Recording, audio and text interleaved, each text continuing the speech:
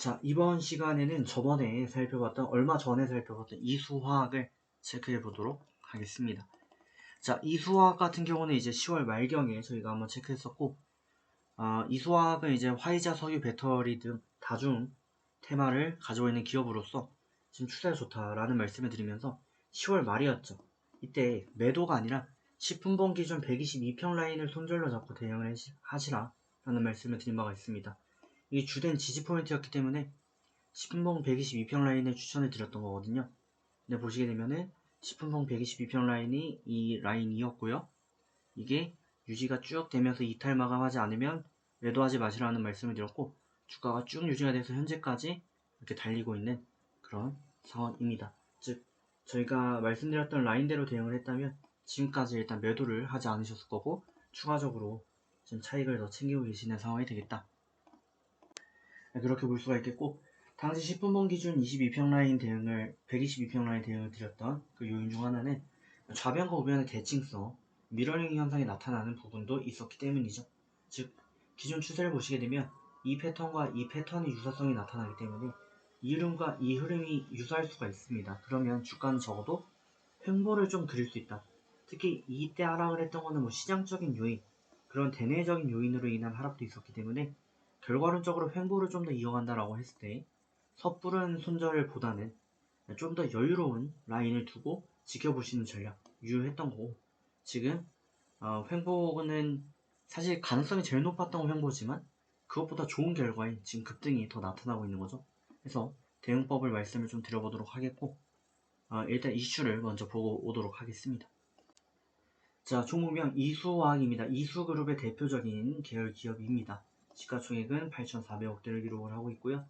석유화학기 기초화학물질 제조 사업을 영위 중이며 등유, 알킬 벤젠, 윤활유 등 다양한 사업을 영위 중입니다.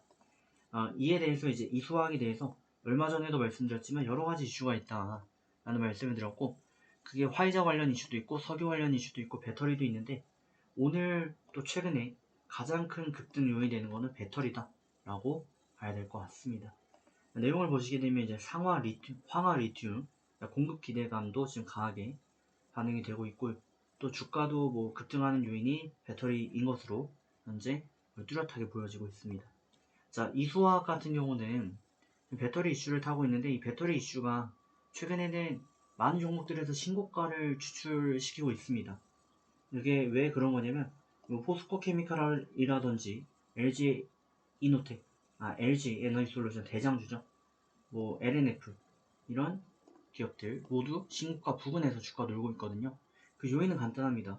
배터리라는 이 2차 전지라는 테마의 특성인데, 2차 전지에 관련 기업들은 결국에는 궁극적으로 저희가 투자하면서 기대할 수 있는 모든 것을 갖추고 있습니다.